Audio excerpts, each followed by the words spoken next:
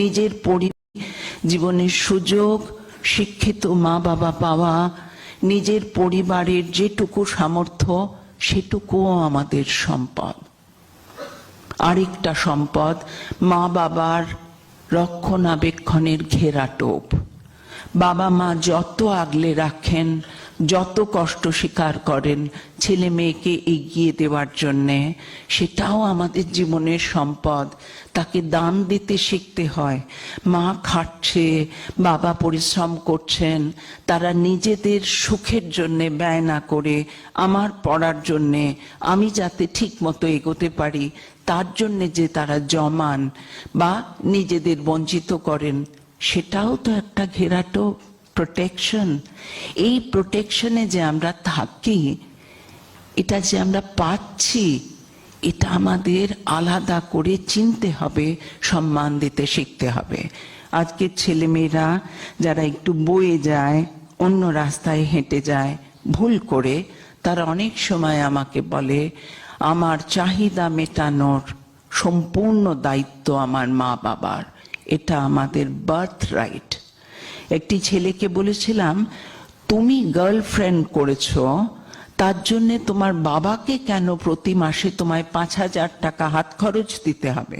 বললো, আমার গার্লফ্রেন্ড নিয়ে কি আমি রাস্তার ধারে টি স্টলে বসে চা খাবো নাকি? আমি তো প্রপার জায়গায় যাব। বললাম, গার্লফ্রেন্ড তো তোমার, তার দায় তোমার বাবা নেবেন কেন? বললো, এটা তো ভেবে দেখিনি, কিন্তু বাবা যে আমাকে এনেছেন পৃথিবীতে, তাহলে বাবারই দেওয়ার কথা। আমি বললাম, আজ যে তুমি বলছো, তুমি যেদিন পিতা হবে তোমার সন্তান আরো বেশি কথা বলবে। ভেবে দেখো, তুমি যা চাইছো সেটা তোমারই জোগাড় করার কথা। আত্মসম্পদ, আমার কি আছে, কতটা আছে, সেটা বুঝতে শেখা, সেখান থেকে মূল্যবোধ তৈরি করা। মূল্যবোধও আমাদের জীবনের সম্পদ। কোনটা সঠিক, কোনটা বেঠিক, সমাজের চতুর্দিকে নজর দিয়ে সেটাকে আমাদের তুলে নিতে হবে, বুঝতে শিখতে হবে কাকে কোথায় কতটা সম্মান দেওয়া উচিত, কোন বিষয়কে সম্মান দেওয়া উচিত। সেন্স অফ প্রায়োরিটিও মূল্যবোধের আওতায়। কোনটা আগে করব, কোনটা পরে করব, এ বোধ সচেতনতারই অংশীদার। মূল্যবোধের সাথে সাথে নিজের ভেতর তৈরি করতে হবে সহমর্মিতার বোধ। সবই আমি নেব না, সবই আমার জন্য না, দুটো অন্য মানুষের জন্যেও।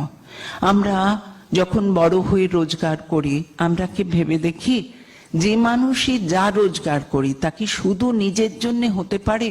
হতে পারে না। কিন্তু আমি যখন সজ্ঞানে নিজের ইচ্ছে অন্যের জন্য কিছু করতে চাই, ভাবতে চাই, দিতে চাই, তা আমার সহমর্মিতা। সহমর্মিতা আমার শুধু সম্পদ নয়, আমার মননের সৌন্দর্যের টুকরো। আমি সুন্দর হতে চাই শুধু মুখের উপরে সাজসজ্জা দিয়ে না, মনেও তো সুন্দর হব। সহমর্মিতা সেই সৌন্দর্যের দ্যোতক, তাই সেটাও আমার প্রয়োজন। আত্মসম্পদের আরেকটা দিক, যে কোনো বিষয় চর্চার অভ্যেস, ইংরেজিতে স্টাডি হ্যাবিটস, প্র্যাকটিস। অর্থাৎ যে কোনো একটা বিষয়ে যদি মন খুব যুক্ত হয়, গভীরভাবে যদি সেই বিষয়কে আমরা অধ্যয়ন করি, কোনো সময় তাতে আমাদের এক্সপার্টাইজ তৈরি হয়।